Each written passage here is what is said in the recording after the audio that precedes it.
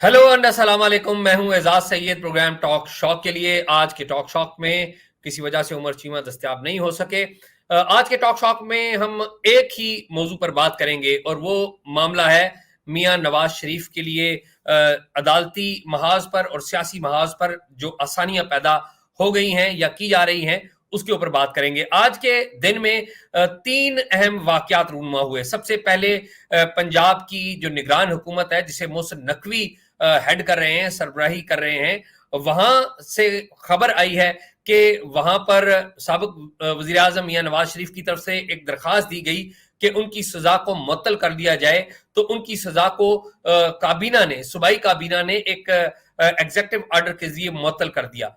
दूसरी जो बड़ी खबर आई वो इस्लामाबाद की एहतसाब अदालत से आई, जहां पर एहतसाब अदालत के जज मोहम्मद बशीर ने जो साबिक वजीर आजम है मियां मोहम्मद नवाज शरीफ वो पेश हुए, मरी से खुसूसी तौर पर आए थे। सबसे पहले वो एहतसाब अदालत में पेश हुए और उनकी पेशी के बाद जो नैब की तरफ से उनके खिलाफ दायमी वारंट गिरफ्तारी जारी किए गए थे, उनको नैब के जो प्रोसिक्यूटर हैं उनकी मर्जी से उन जो दायमी वारंट्स हैं उनको मुअत्तल कर दिया गया। और तीसरा जो अहम मामला हुआ वो इस्लामाबाद हाई कोर्ट में हुआ, जहां पर इस्लामाबाद हाई कोर्ट के जो दो मुअज़्ज़ज़ जज साहिबान हैं, एक बेंच ने जिसकी सरबराही chief justice Islamabad high court justice Aamir Farooq कर रहे हैं, उसने जो नवाज शरीफ के की जो दरखास्तें थी, जो उनकी सजा मुअत्तली के हवाले से, एहतसाब अदालत से जो सजा मुअत्तली के हवाले से उनकी दरखास्तें थी, उनकी बहाली के हवाले से, उन दरखास्तों की बहाली के हवाले से नैब को नोटिस जारी कर दिए हैं और उनकी जो जमानत है उसमें तोसी कर दी गई है। ये तीन मुख्तलिफ वाकयात हैं और तीनों वाकयात में एक चीज कॉमन है। एक चीज कॉमन क्या है? कॉमन चीज ये नजर आ रही है कि साबिक वजीर आजम मियां नवाज शरीफ का रास्ता साफ किया जा रहा है। उनका रास्ता एक सिस्टमेटिक अंदाज में साफ किया जा रहा है। आप देख रहे हैं कि जो नैब है, नैब जो मुकामी एहतसाब अदालत है इस्लामाबाद की, वहां पर भी नैब ने कहा, नैब ने किसी किस्म का कोई एतराज नहीं किया उनके दायमी वारंट गिरफ्तारी खत्म करने में। फिर आज नैब को नोटिस नहीं था, लेकिन नैब के जो प्रोसिक्यूटर हैं वो इस्लामाबाद हाई कोर्ट में मौजूद थे। उन्होंने जो साबिक आजम नवाज शरीफ की जो दरखास्तें हैं उनकी सजाओं के खिलाफ वो बहाल करने के ऊपर किसी किस्म का कोई एतराज नहीं किया। यहां पर भी नैब जो है उसने साबिक वज़ीर आज़म नवाज शरीफ का साथ दिया। और याद रखने की बात यह है कि साबिक वज़ीर आज़म मियां नवाज शरीफ के खिलाफ जो रेफरेंसेस थे वो नैब के दायर करदा थे। आल्दो के इन रेफरेंसेस में जो एक सुप्रीम कोर्ट पहले फैसला दे चुकी थी, यानी कि पनामा केस में सुप्रीम कोर्ट पहले फैसला दे चुकी थी नवाज शरीफ के खिलाफ, और बाद में नैब ने रेफरेंसेस दायर किए और बाद में ये मामला एहतसाब अदालत में चला। यानी कि होता तो ये है कि पहले रेफरेंस निचली जो ट्रायल कोर्ट है मुकामी अदालत उसमें दायर की जाती है, वहां पे मुलजिम को सजा जजा होती है और फिर उसके खिलाफ अपील हाई कोर्ट में जाती है और फिर हाई कोर्ट के खिलाफ, हाई कोर्ट के फैसले के ऊपर अपील जो है सुप्रीम कोर्ट में जाती है। लेकिन यहाँ पर उल्टा काम हुआ था 2016-17 में। उल्टा काम ये हुआ था कि पहले सुप्रीम कोर्ट ने इस मामले को सुना, पनामा केस में सिर्फ एक केस को सुना और वो केस मियां नवाज शरीफ का था, और फिर उसके खिलाफ फैसला दिया गया, वो वजीर आजम के ओहदे से हटाए गए। फिर उसके बाद नैब ने अपनी एग्जीक्यूटिव जो कमेटी है उसका इजलास बुलाया। उस वक्त चेयरमैन थे जस्टिस रिटायर्ड जावेद इकबाल, और फिर उन्होंने मंजूरी दी रेफरेंसेस की, और रेफरेंसेस जो हैं वो मुकामी एहतसाब अदालत में दायर किए गए। और इस मुकामी एहतसाब अदालत के ऊपर भी एक जो मॉनिटरिंग जज जो है वो बैठे हुए थे। तो ये उस वक्त का तरीकाकार था। और आज तरीकाकार क्या है? वो तरीकाकार गलत था, इसमें कोई शक नहीं है। लेकिन अब क्या हो रहा है? अब ये हो रहा है कि जिस तरह नैब को कुछ इल्म ही नहीं, यानी कि नैब ऐसा दिख रहा है जिस तरह नैब को कुछ पता ही नहीं और नैब को किसी किस्म का कोई एतराज ही नहीं। हालांकि ये जो सजाएं हुई थी नवाज शरीफ साहब को वो नैब की दरखास्तों पर या नैब के जो रेफरेंसेस दायर थे उनके ऊपर हुई थी।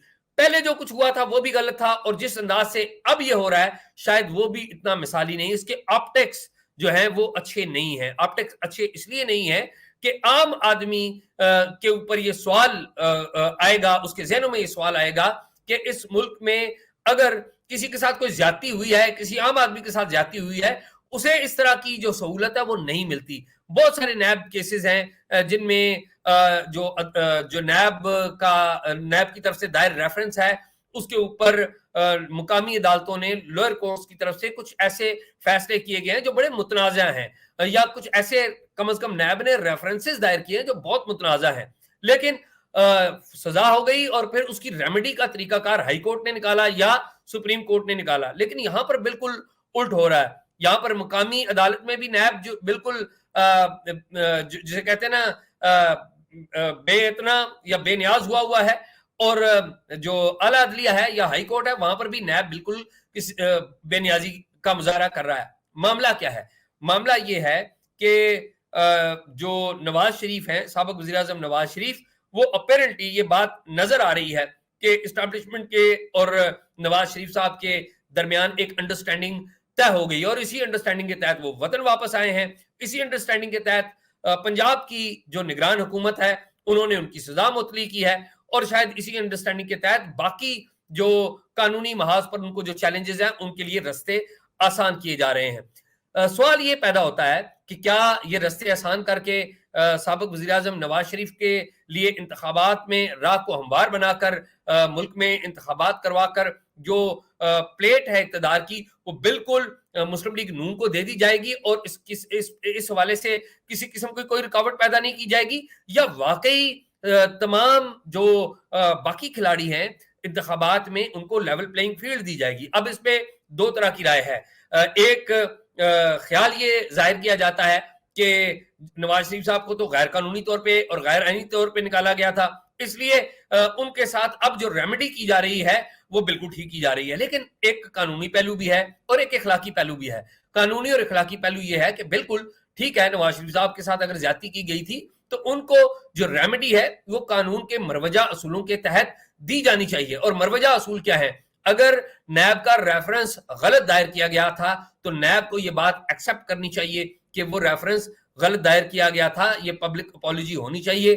اگر اور کسی جگہ پہ غلطی ہوئی ہے تو اس کو ماننا چاہیے, لیکن ایسا نہیں کیا جا رہا, اور ایسا نہ کر کے ابہام پیدا کیے جا رہے ہیں.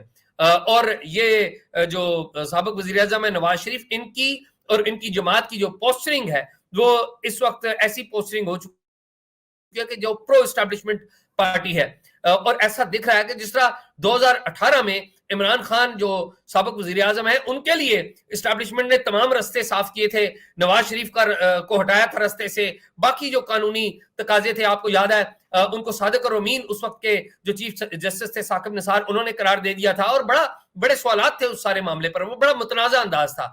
بالکل اسی طرح کلین چٹ دی جا رہی ہے اس وقت نواز شریف صاحب کو, اور یہ دکھ رہا ہے, ایسا دکھ رہا ہے کہ جو اگلی سرکار ہے ایز پر ٹوڈے, اور آپ کو پتا ہے اس کے اوپر ایک سروے بھی آ چکا ہے, میں نے اور عمر چیمہ نے اس کے اوپر تفصیل سے بات بھی کی ہے کہ نواز شریف اس وقت پنجاب میں مقبول ہوتے ہوئے رہنما ہے, بلکہ سب سے زیادہ مقبول آج کے جو رہنما ہیں ان کی جو شہرت بڑھ رہی ہے وہ ہے.